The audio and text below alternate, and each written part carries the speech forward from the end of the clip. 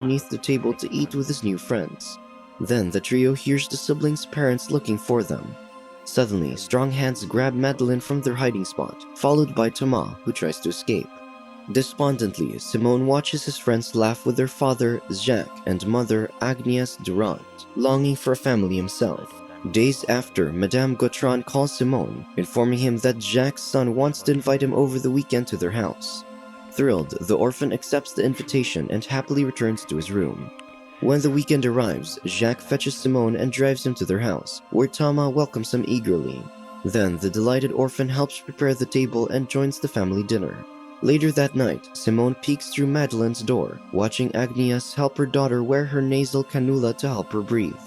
Seeing the lovely sight, the lonely orphan quietly retreats to Thomas' room. The boy eagerly shows Simone his astronaut books, but the loving parents put them both to sleep. But the rowdy pair turns on their flashlights in the dark to continue their fun. The following day, Jacques enters the dining room with Thomas's birthday cake, so the celebrant immediately blows out the candles. Laughingly, Simone and Madeline blow it too, while Jacques tries lighting it again. After playing charades, the boys engage Jacques in a pillow fight, so Madeline gives Simone the heaviest pillow, helping him attack her father. Later that night, Thomas sneaks a pocket knife into the fort they built in his room. He asks Simone if he wants to be their blood brother for life, saying they must mix their blood and reveal each other's biggest A couple of adults leave a pocket knife laid out for a kid. secret. Adamant to be part of a family, Simone affirms. Then, Thomas slashes his palm and draws blood on a glass ashtray, while Madeline and Simone follow suit. After completing the pact and covering their wounds with a bandage, Thomas shares his secret, revealing he saw his mother bare. Then, Madeline despondently shares that she doesn't have friends, but her brother protests, saying it's obvious. Pressed to reveal an untold truth, Madeline says she won't live for more than 20 years, according to her parents. As the boys stare at her silently, she prompts Simone to reveal the secret. Reluctantly, Simone makes his friends swear to continue their brotherhood despite a strange secret. Then, Simone magically changes his appearance to another boy before turning back, leaving the siblings in shock. Upon Thomas's request, Simone changes into another boy's appearance and reverts, clarifying that he can only copy someone's looks if he has touched them. He then shows that his wound has disappeared after changing, wondering if he's immortal, as Thomas suggests. Nevertheless, Madeline says Simone must retain his scar to prove they're blood brothers. After amusing his friends with his power, the trio returns to their beds. Deeper into the night, Simone hears heaving breaths from Madeline's room. When he enters, he finds the girl catching her breath and calming down. Curious about her pain, Simone accepts Madeline's hand and changes into her. Suddenly, he feels the same aching in his chest and struggles for air. Join large-scale battles with military vehicles. The online action game War Thunder has received a major update, Direct Hit. Madeline tells him to wait patiently until it passes, so Simone returns to himself, understanding their shared pain. The following day, Madeline brings Simone a pink raincoat her mother bought him. As they sit in awkward silence, the girl suddenly kisses him on the cheek. Then Thomas enters, annoyed by their matching raincoat's color. As the two boys venture into the woods, Thomas gives Simone his pocket knife so he can dig and escape from the orphanage. After setting a branch on a path to mark their starting point, Thomas eagerly starts the race. Due to a small body, Simone falls behind, so he changes into someone athletic and runs past Thomas. As the pair runs further, Thomas calls Simon to stop but accidentally slips and falls into a deep ravine. When Simone hears his friend scream, he searches and calls out for him, stumbling upon the cliff. That night, Jacques pursues the woods with a search party for the two boys. When Simone hears the group calling out their names, he realizes they're mostly searching for Thomas. Meanwhile, Agnes comforts her daughter at home, equally worried for the missing boys. As Simone witnesses the disheartened family outside the window, he nervously decides to return as Thomas, renewing his disappeared blood-packed wound. Shortly, Agnes opens the door to Thomas, who reluctantly returns her unfamiliar embrace. Not long after, Madeline watches her supposed brother being questioned by the police. The fake Thomas narrates the incident, worrying Madame Gautran, who asks where Simone was last seen. Worried they might find Thomas's body, Simone says they got lost, blaming himself for his friend's disappearance, so they let him rest. Later that night, Simone enters his new room and Madeline follows him. Suspiciously, the girl asks if he's really Thomas and checks his packed wound, making her believe Simone is gone. Soon after an unfortunate search, the Durants and the orphanage workers gather around Simone's empty grave as Madeline weeps for her lost childhood love. Years later, Dr. Badet advises a much older Madeline on what not to eat, but she refuses to listen. The worried doctor says she must be careful with her health since there's a long list of patients before she can have a heart transplant. Frustrated by her unwavering condition, Madeline exits the hospital tearfully. While Jacques cleans his vehicle outside his mirror shop, a young woman enters to claim her order, asking for Thomas specifically. When a much older Thomas hands the customer her package, she then asks about his plans on vacation, but the timid young man insists he'll remain working. On Thomas's birthday, the Durant family and friends gather as the celebrant unwraps his gifts. Then, Jacques hands his son his gift, containing a mirror plaque for the shop with both of their names, revealing he's handing over the shop to him. Outside, Thomas looks at the scar on his palm, despondently pondering the shop left for the real Thomas. Suddenly, Madeline arrives with her boyfriend, who drives her on his motorbike. Seeing her lonely brother, Madeline approaches him, learning their father has already revealed his plan. When the young man claims he doesn't know what he wants, Madeline hugs him in sympathy. That evening, Jacques calls their guests to make fun of the celebrants' pictures as a family tradition. As the proud parents tell stories behind the scanned photographs on a slideshow, the young Simone's picture flashes on the screen, catching them all off guard. Later that night, Thomas stares at his reflection in his room and changes into his original face as a grown-up Simone for the first time. While walking in town, Thomas sees a telescope displayed in a store, so he eagerly enters the shop to check it out. However, he stops short when he finds the blonde woman inside. Hesitant to talk to her, Simone shifts into his own skin and purchases the telescope without the woman's attention. Afterwards, Simone eagerly buys a plate of fries, missing the dish's taste since he has been impersonating a man allergic to potatoes. Unexpectedly, the young man sees Madeline staring at him through the window, recognizing his face. So, Simone nervously looks away, hoping she doesn't realize who he is. As Simone returns home as Thomas, he hurriedly changes his shirt just as Madeline knocks on his room.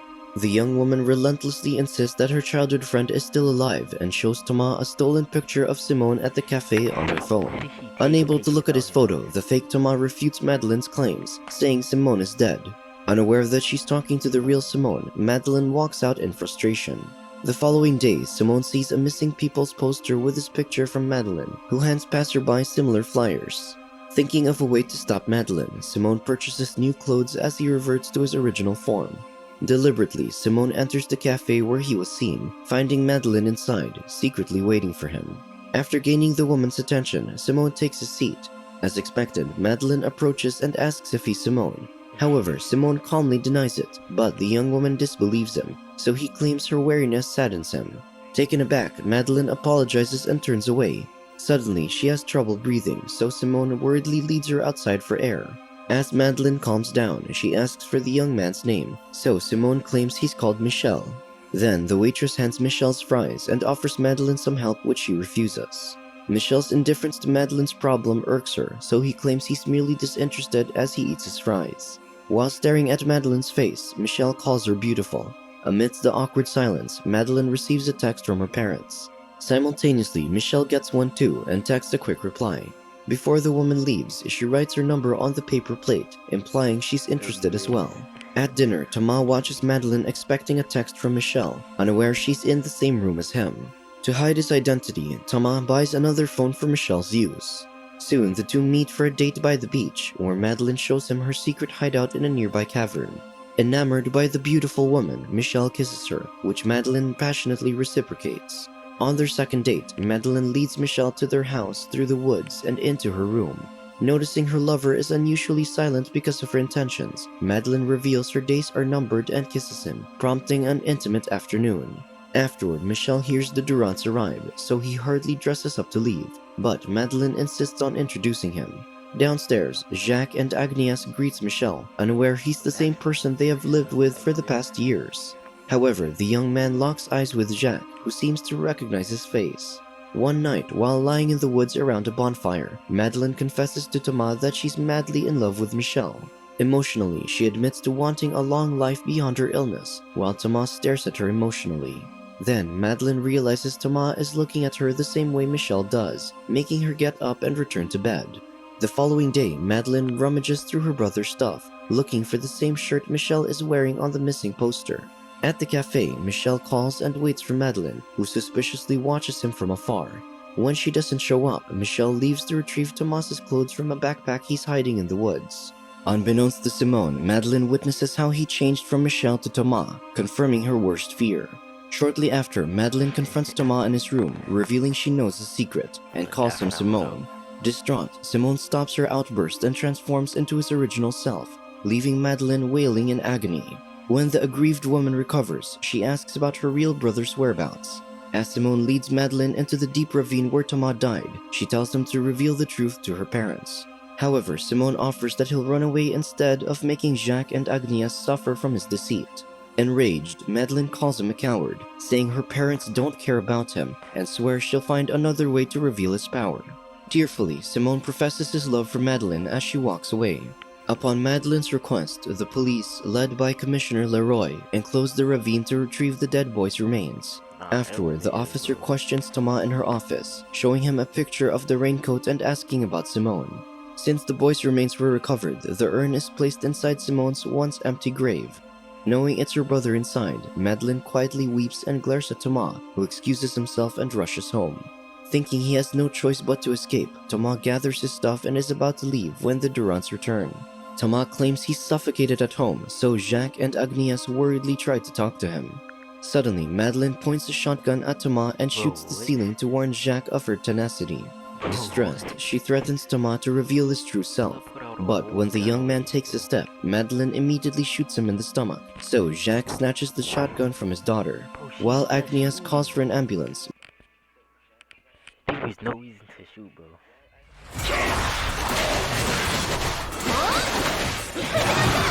Madeline shouts at Tomas to transform and save himself from the fatal wound. Tormented, Tomas claims that he's sad and tells the Durants that he loves them as he returns as Simone. As Jacques and Agnes step away from the strange man in shock, Madeline explains Simone replaced Tomas, whom they buried earlier. When Simone is about to leave, Jacques accuses him of pushing his son. Affronted, Simone denies and calls him father, so Jacques throws him in rage. Eventually, Jacques weepingly strangles Simone outside as the police arrive. To escape, Simone changes into Tomas, shocking Jacques and the onlookers as he seizes the opportunity. Commissioner Leroy tries to stop the young man, but he immediately drives away with the police car while Madeline falls in pain. Shortly, the police intercept Simone in town, so he escapes on foot. When they reach a crowd, Leroy sees a discarded bloody shirt on the ground, implying the escapee has transformed into another face.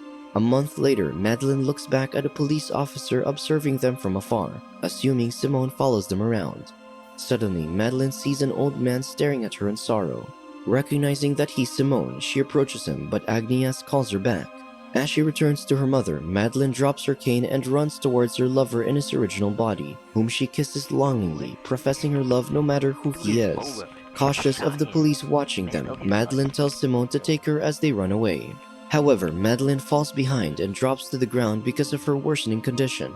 As Agnes catches up, Simone fails to carry Madeline with his body, so he transforms into Jacques before the crowd and runs to the car.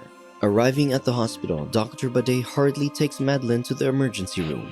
Not long after, Commissioner Leroy's troop swarms the building to look for Simone, asking to check everyone's identity individually. While Simone waits for an update, the real Jacques arrives, informing Agnes about the police.